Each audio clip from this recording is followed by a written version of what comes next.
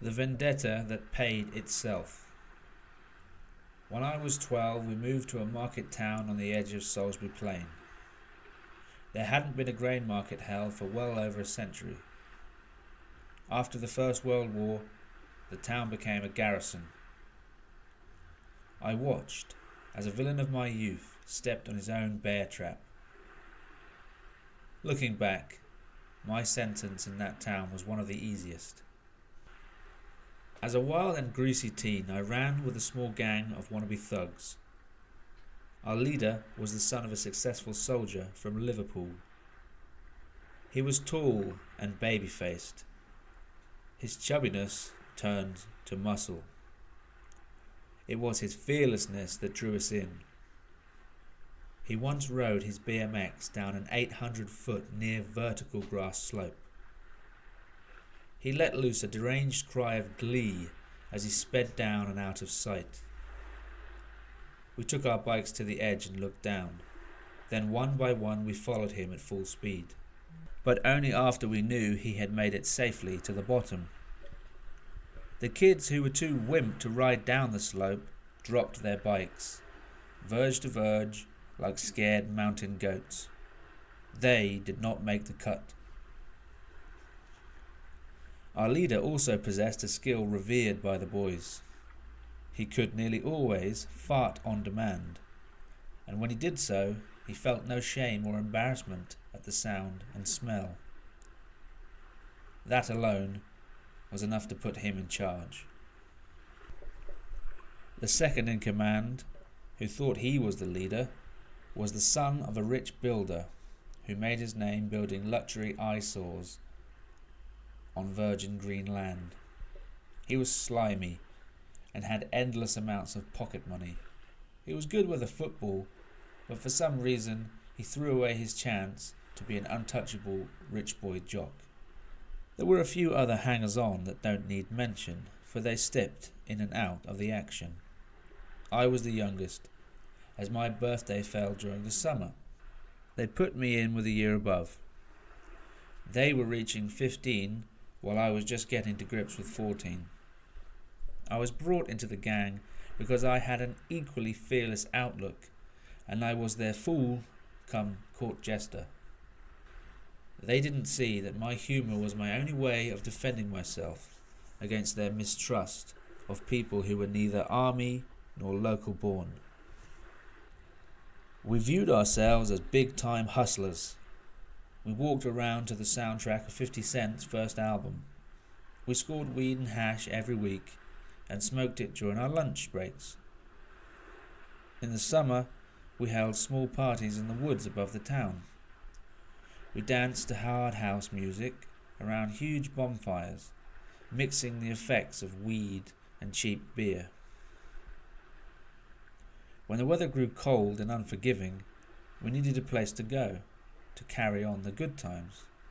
But none of our parents wanted a gang of spotty teenagers wrecking their carpets and walls.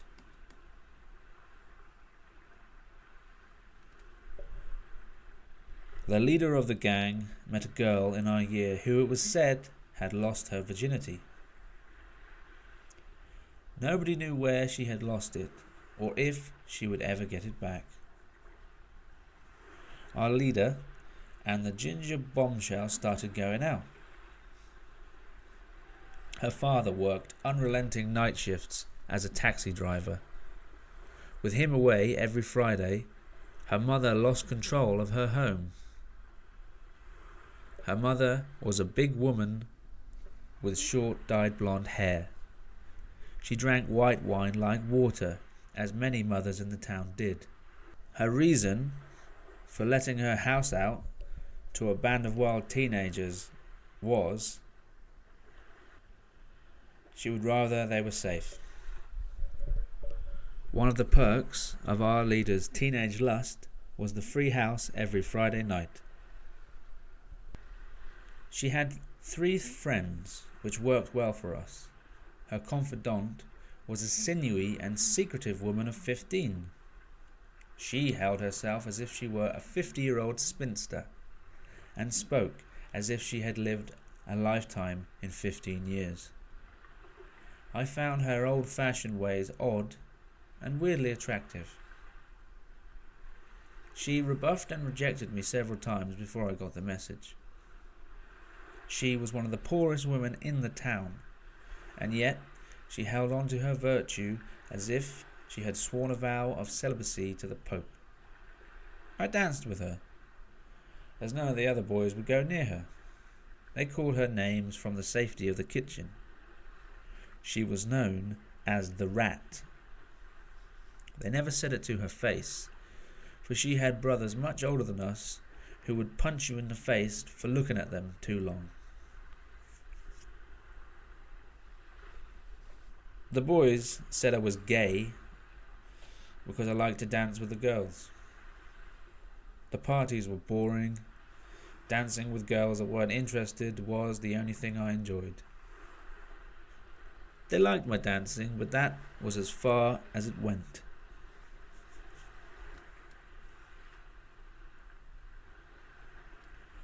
Her other friend was a beautiful daughter of a Chinese family.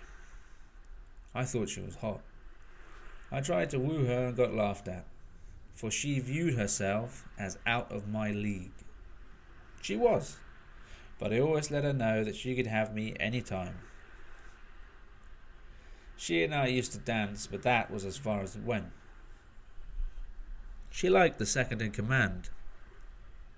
He could have got with her. Instead, he chose to make racist jokes to her face until she ran away and cried. He would say, "Sucky sucky, $5," to her in a Vietnamese accent. Nobody feared her brothers. She was of Chinese heritage and born and raised in Britain.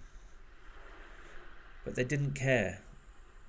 She had different shaped eyes, and they unleashed their small-town teenage racism upon her, for they knew nothing.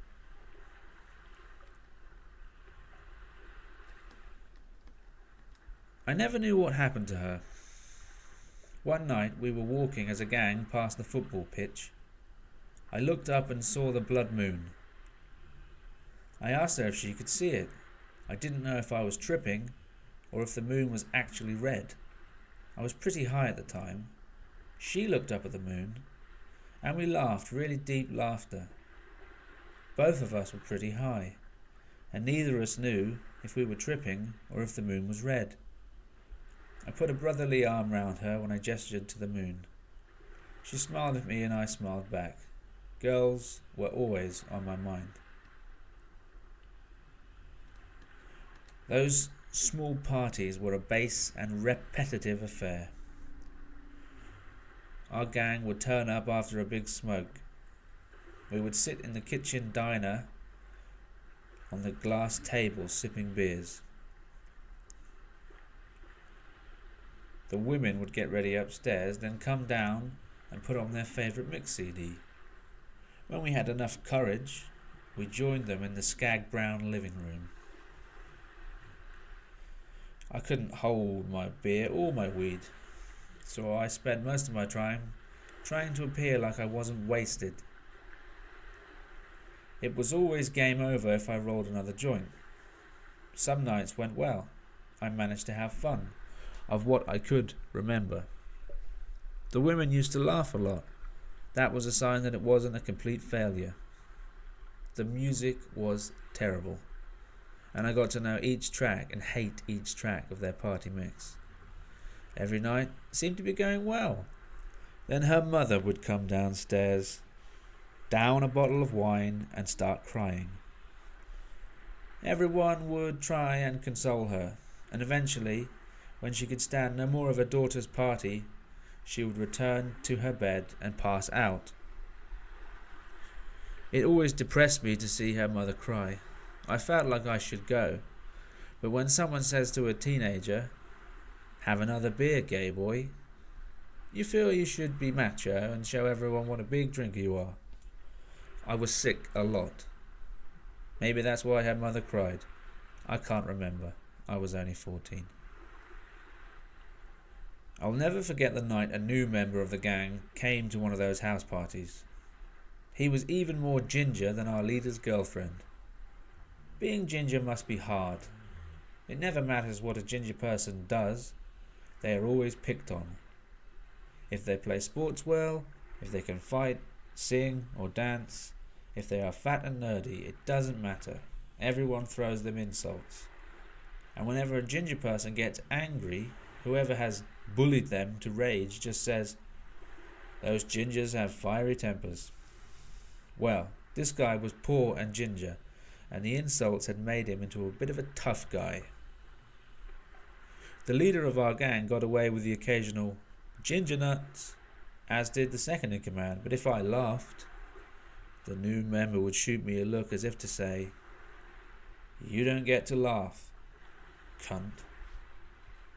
I didn't laugh. I didn't like the guy either.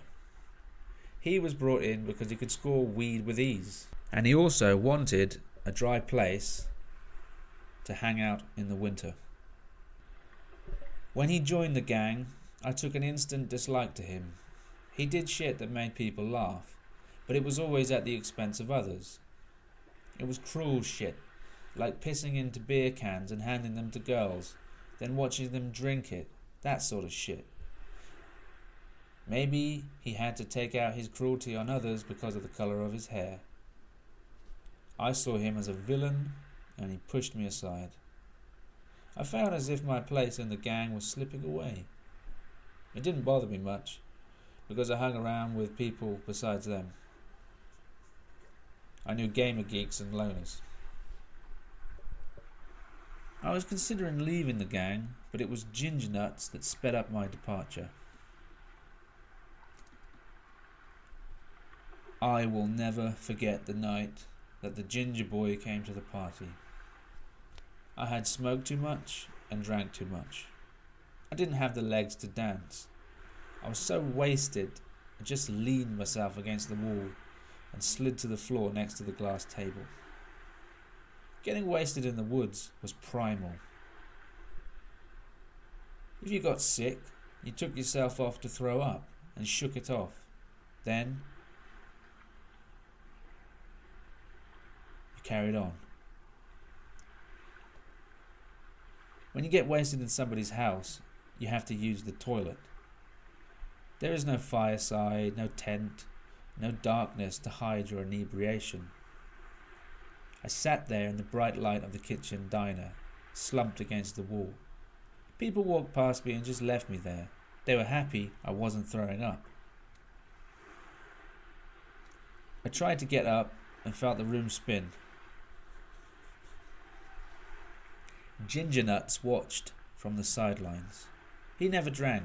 He smoked a little weed, but knew enough about the game not to mix weed with booze in large quantities. It took me years to work that out. He watched on like a giggling hyena. My associates were outside and busy with the women. Ginger Nuts laughed at me. He had with him a full bottle of vodka. Those little bottles alcoholics hide in their back pockets. He was the only one I could see. In my stupor I slurred, "Hey man, can you get me some water please?" That is the wimpiest thing I have ever said. But I trusted that, human to human, he would help me out. He took that moment to fill a tall glass with vodka. I was as naive as a child and trusted him. I drank the vodka straight. I felt even more fucked. I asked him the same question as before. "Can you get me some water, please?" Dutifully, he came back with another glass of vodka. I downed it, as I had with the last one. I can't remember if he gave me a third, but I do remember what he did. He came over to me with his near-empty bottle of vodka. He got really close. I could smell the weed on his breath. He was near sober, and I could barely walk. He grinned into my eyes and said, barely controlling his laughter, "You just drank the whole lot. I just stitched you up." Ginger Nuts had stitched me up. I threw up some brown filth on my shirt and stood up. I think I tried to punch him but fell onto my face. Then I started doing press-ups and I began to sob like a weak little child. Everyone saw me cry. I don't know why I cried. I felt so fucked I couldn't see anything but a room turning from a normal side up to upside down and back again. The more I tried to stand, the more I fell. I became hysterical, and they bundled me into her father's taxi and dumped me in my bed. I was only 14, and I felt like I was dying. I never was much of a hard man. I was fearless, but not a fighter. I don't even know why I hung around with them. I trusted them. I put my trust in people who showed no feelings of camaraderie or friendship towards me. They were out for themselves. Loyalty and kindness was viewed as weakness. I found out the way a bird finds out what polished glass feels like. I felt as if the vodka had put the fires of my soul out. I cried because when I asked for help, all I got was vodka. That lesson was too much. Some people really didn't give a shit about each other. I had these socialist ideals that working people had to stick together in order to survive. But I found that my peers did not share those sentiments. They had been raised to look after number one. And if people got trashed and wasted and destroyed along the way, so be it. I couldn't handle the vodka mixed with the weed. When the ashes of my humiliation settled, I stepped back from the gang. I still saw them occasionally, but it was never the same. I carried on drinking heavy and stopped the weed. My life spiraled down and up into psychosis as I turned 16. I never hit Ginger Nuts. I never sought revenge against him. I could see that I was not as saintly as I viewed myself, and I didn't blame him. He played his hand well. He waited for me to be too weak to fight back, and he put me down in front of everyone that I had lived with. He made me look bad. So bad, I didn't recover myself until years later. But the vendetta I had buried in my subconscious had yet to be paid.